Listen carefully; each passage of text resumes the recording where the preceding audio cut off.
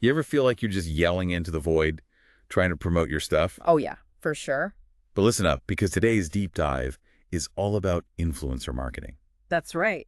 and how to find the perfect match to boost your brand. Exactly. We're diving into the world of micro and nano influencers. We found a great article comparing the two. Fascinating. I'm here with, of course, an expert to break it all down for us. Well, the influencer landscape is so different now, way beyond celebrities. It really is. It's all about genuine connection. Absolutely. So let's start with the basics when we say micro and nano influencers. Okay.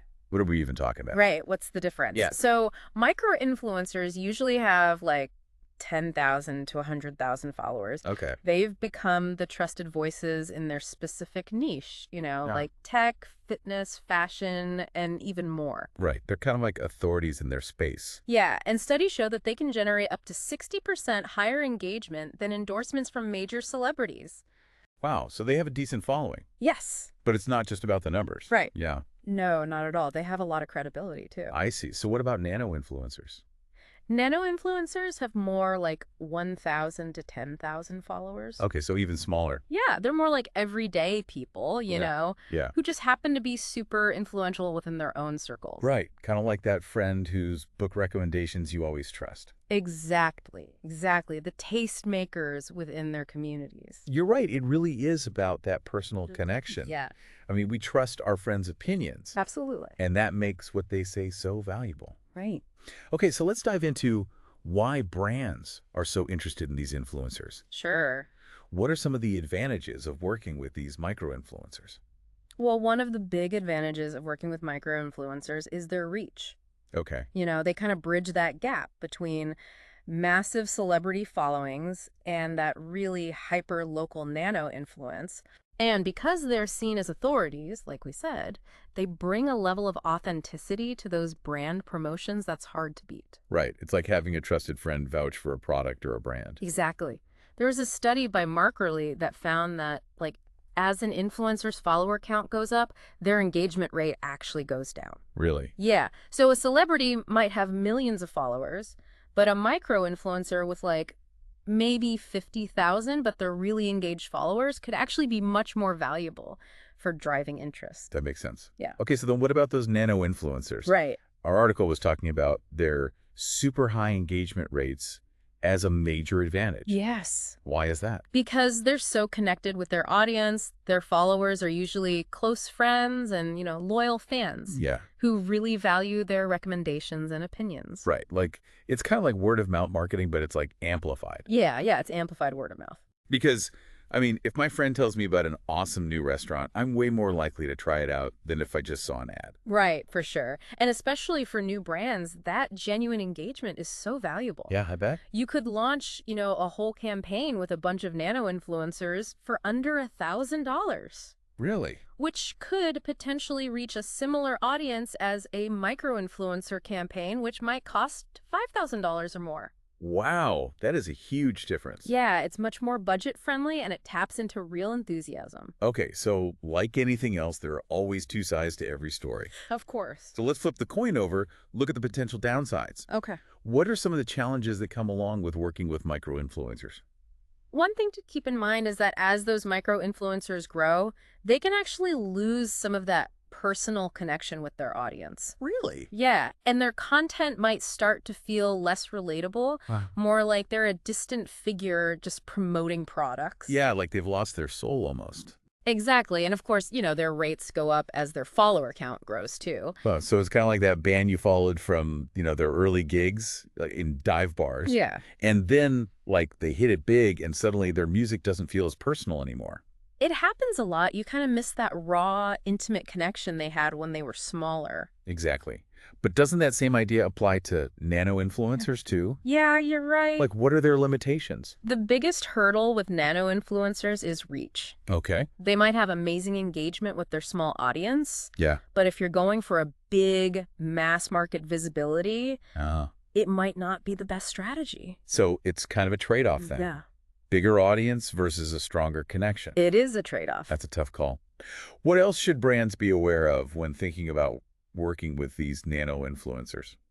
Well, coordinating with, multiple nano-influencers can actually get pretty tricky. I imagine so. Like ensuring that consistent brand message across all those different individuals, each with their own like unique style and voice, Right. can be a big challenge. Yeah, you want to make sure your brand's represented well, You do. even if you're working with lots of different people. A diverse group of influencers. Right. Yeah. Yeah, it is a balancing act. It really is. So how do you know which type of influencer is right for you? Right. Seems like it depends a lot on the industry. Yes. Your budget, goals, everything. Yeah, definitely. Let's look at some industry examples. Okay. In fashion and beauty, like micro-influencers are often at the top. They've got that perfect blend of visibility Mhm. and style expertise. Like their followers look up to them for like inspiration and recommendations. Yeah, they're aspirational. They really are. For fields like education or wellness, Okay. both micro and nano influencers can be super effective, especially if they've got professional credentials or experience. Those micro influencers can really lend credibility. I see. But nano influencers can be incredibly effective at, building trust and relatability just because of their strong personal connections. Yeah, that's important in those fields. It is super important. It's like those online fitness coaches or nutritionists Right. who've built these amazing communities. It's Okay, that sure. personal touch that really makes the difference. For sure. And then, like, for products that are handmade or, locally made nano influencers can be great to tap into those niche communities. They can really leverage those networks of friends and family. Oh, I see. The people who are more likely to support small businesses. Exactly. It's like hyper-local word-of-mouth marketing. It is. And then for tech and innovation, Yeah. you've got your micro-influencers who have that really specialized knowledge. Uh-huh. And they can make those even complex concepts accessible Yeah. and Or exciting. the early adopters, too. Right. They can drive those early sales. That makes a lot of sense. Okay, so we've got all these options. Yes. How do you create a winning influencer strategy? Okay. So, I mean, where do you even begin? This is where it gets interesting. Okay. Most successful brands are using a blended approach these days. Okay. Combining both micro and nano influencers to maximize their impact across different audience segments. So it's not an either a situation. Not at all. You can have the best of both worlds. The best of both worlds. Yeah.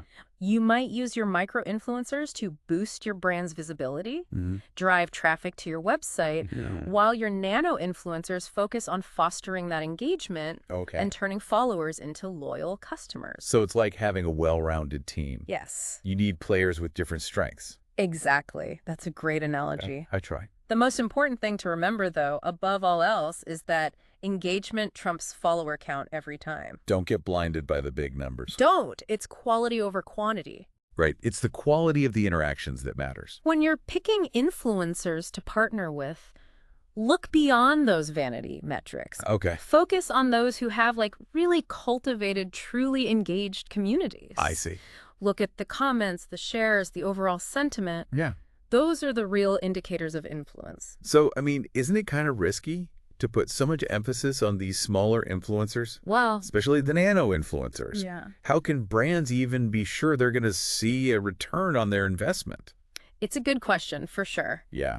The power of nano-influencers comes from their authenticity and their relationships with their followers. It's not about reaching millions of people. It's about reaching the right people. The right people. The people who trust that influencer's opinion. I see. And when you get that right, the ROI can be huge. Yeah. You're not paying for exposure. You're paying for trust and recommendation and genuine enthusiasm. Right. Like investing in a word-of-mouth campaign almost, Yes. but very targeted. Very targeted. Okay, so let's say a brand's ready to start building their influencer dream team. Yes. Where do they even start to find these influencers? So there are a few different approaches. For certain industries, especially like lifestyle, fashion, and beauty, Instagram is still the place to be. Okay. You can use hashtags, location tags, even check out your competitors. That's like competitive research. Exactly. See what's working for others. Yeah, who's already out there making waves. But if you want a more structured approach, you can try dedicated influencer marketing platforms Okay. like influence.co, Hype Auditor, or tracker. Those are good ones. Yeah, they give you detailed search filters and insights into influencer metrics, which is super helpful. It's like a matchmaking service, but for brands and influencers. I love that. Right. Yeah, you can browse profiles, see who aligns with your values and your target audience, Think so. and find that perfect match. So if you're trying to reach a younger audience, like the trend-aware audience, you can't ignore TikTok. You can't. It's a powerhouse for influencer marketing now. It's so raw and creative, and there's so many talented creators on there Yeah. who can help you connect with Gen Z and even beyond. Right. It's a completely different landscape than some of the more established platforms. It is. It's all about short-form videos. Yeah. Trends, music, creativity. Okay, what about B2B businesses? Right. For B2B, LinkedIn might not be the first place you think of for influencer marketing, but it's great for connecting with thought leaders and industry experts. I see. The people who can really lend their credibility to your brand. Exactly. Okay, so no matter what you're selling, Yeah, there's an influencer out there who can help you. for sure. It's all about finding the right partners and building those really genuine relationships that are mutually beneficial. Like that. But there's one more really important piece of the puzzle. Okay, what is it? Building long-term relationships. With those influencers. With your influencers, yeah. It's not just about one-off campaigns. Yeah. It's about making those influencers into brand ambassadors. Brand ambassadors. Yeah, the people who truly believe in your brand and are excited to share it with their audience. Right, so that's where the real trust comes in. Exactly. If someone is consistently recommending your brand, Yeah. if they're integrating your products into their content in a natural way, Yeah, that's super powerful. it is. It goes way beyond a simple endorsement. Uh-huh. It's a real recommendation from a trusted source. It really is. It's like building a fan base for your brand. Yes. Okay, that makes a lot of sense. But what about the practical side of things? Right. How do you go about building these long-term relationships? Okay. So What are the keys to success? first of all, it's about treating those influencers with respect. Okay. They're not just billboards. Right. They're creative people with their own brands and their own audiences. Right. So, involve them in the creative process, value their input, Yeah. give them the freedom to showcase your brand in a way that feels authentic to them. So it's about collaboration. Yeah, exactly. Not dictation. Right. And be transparent about your expectations. What are your goals? What kind of content do you want to see? Yeah. If you're upfront from the beginning, you can set those clear expectations and avoid misunderstandings later. Right. Transparency and communication are always key. Always, no matter what kind of relationship you're trying to build. Exactly. And don't forget about those little gestures, Oh, yeah. like personalized gifts, Yeah. behind-the-scenes access. Yeah, invite them to brand events. Yeah, things like that. The little things can go a long way. Right. You've got to nurture the relationship. You do. Show them you value them and that you're in it for the long haul. That's a great way to put it. Yeah, those relationships take time and effort. For sure. But the payoff can be huge. Absolutely. A loyal brand ambassador can be more valuable than any ad campaign. This has been so insightful. Good. I'm glad. I feel like I have a whole new perspective on influencer marketing. Awesome. But before we wrap up this deep dive, Okay. let's do a quick recap for our listeners. Sure.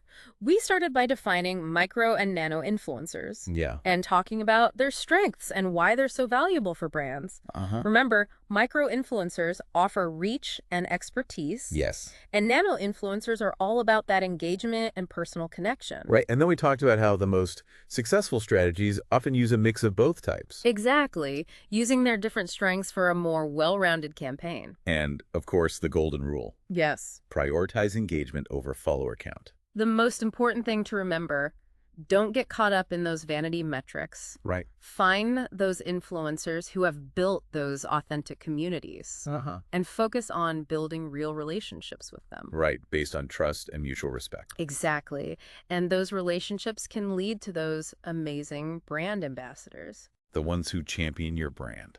It's an exciting time to be in influencer marketing. It really is. As the platforms keep evolving, Yeah. so do the opportunities. So now that you've got all this info, Yeah. think about the influencers in your own life. Okay. Who do you trust? Yeah, think about that. Who do you listen to? Whose recommendations make you actually want to buy something? Exactly. Right, and even more importantly, what kind of influencer are you? Ooh, that's a good one. Are you building community? Yeah. Are you sharing your passions and knowledge? Food for thought. Definitely. We've only just scratched the surface of this topic. I know, right? But hopefully this deep dive has given you some ideas and a solid foundation For sure. to start building your own strategy. Absolutely. Until next time, happy influencing.